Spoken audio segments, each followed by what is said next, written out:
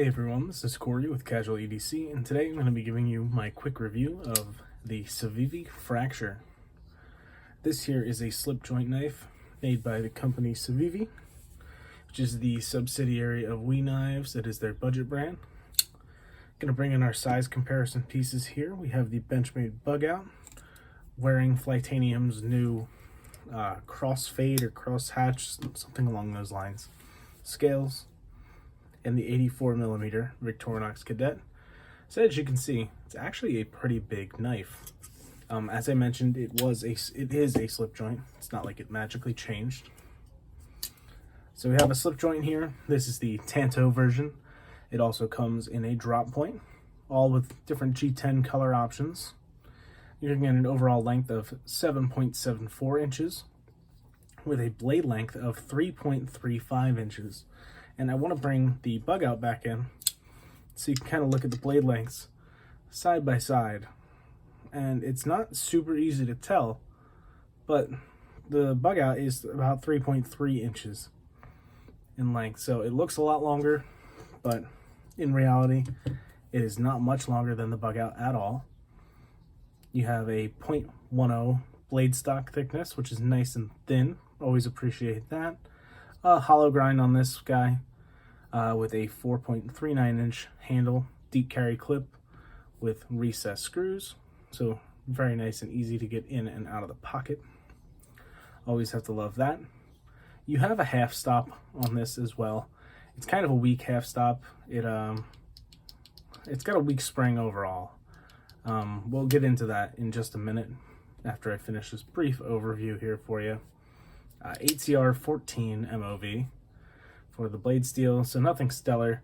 These guys are really cheap, coming in at $28.50. I'm looking at Blade HQ right now, and all of the Tanto versions are out of stock, but they do have the drop point if you're interested in this. And something to note is that this thumb stud is not part of the knife. This was added on by the person who is loaning this to me, who is Zach. So Zach, thank you for loaning this to me, as well as one other knife. Really appreciate that. I sent him my Sabenza and my Adam, and he sent me this guy and a Grimzone Norseman to check out. So Zach, thank you very much. Sorry to just give you credit this far into the video. So let's talk a little bit about this knife and what my thoughts are with it. One of the big things I like about this is the big opening slot. It makes it very easy to open one-handed. And of course, it makes it easy to open two-handed. There's a ton of area to grab, plenty of exposed blade. You know, nice and easy, no problem. But I found that this bottom area, because it's so close to the tip, it's about halfway, maybe 2/3 of the way down the blade, makes really easy leverage to just push this guy open. That being said, what also makes this easy, as I was just mentioning, is the weak spring. So it does not take a whole lot of effort to push on this and get this going. And you can hear it doesn't snap back crazy hard. It sounded like it did there, but it's not super strong. The Victorinox, for example, even on a smaller blade, you'll see this snap back. Sorry about the cut right there. Just had my dad come in, ask me a question, but I was talking about the pull on the Victorinox and the snap of the spring compared to the Civivi. So it's a smaller knife. Definitely isn't hard to get out, but this, you can tell, has a lot more pressure on it. No half stop to talk about, but just listen to the snap shut. Hear how loud that is? You see how far it was? So keep that in mind, and we will look at the Civivi one more time. And I'll look from the half stop.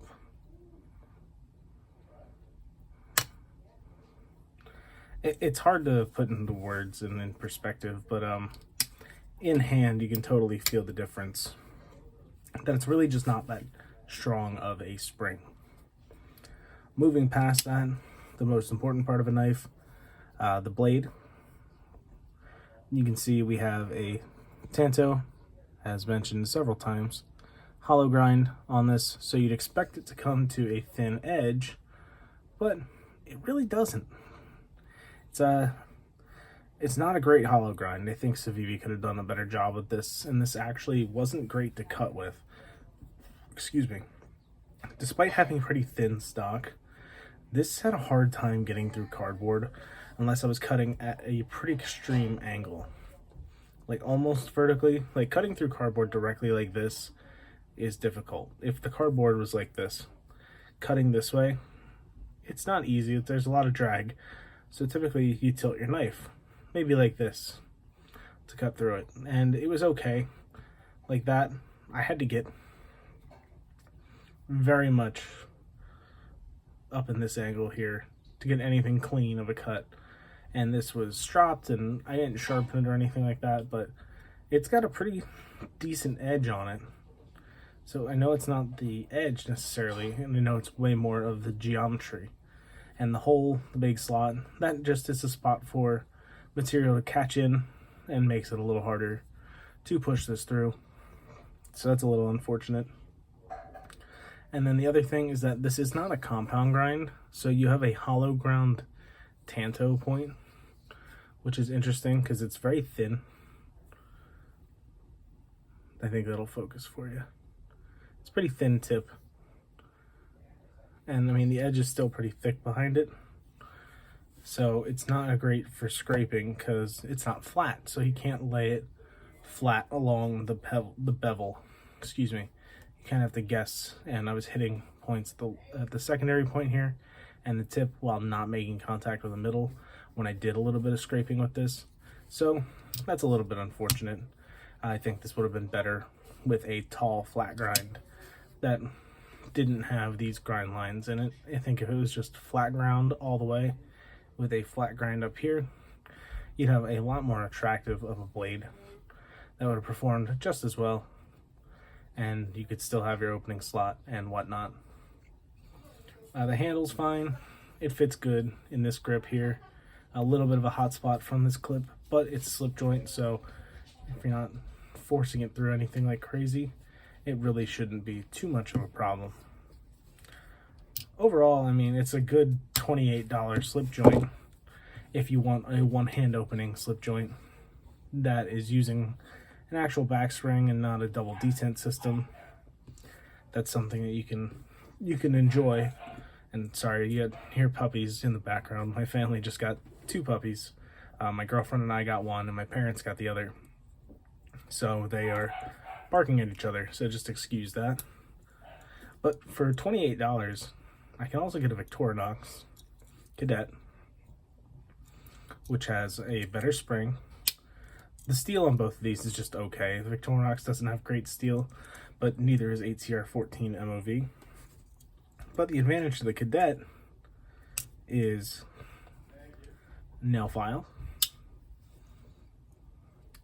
bottle opener, pry, large flathead. Then you have the can opener and the small flathead. That's right, you get multiple tools that are all actually very functional here on the Victorinox for the same price as the Civivi. If you wanted to give a gift or really just wanted this because you like it aesthetically, it's a good pickup for that. But if you're looking for an EDC slip joint, I don't know. I don't know about this one. It looks nice. I'm not a big fan of the design, but I can understand how it's attractive to some people. And it definitely looks like it would be a good performer with the hollow grind, with the tanto, everything like that. But at the end of the day, my EDC tasks involve a lot of slicing, and this just didn't do it for me. So that's about all I have to say about the Civivi Fracture.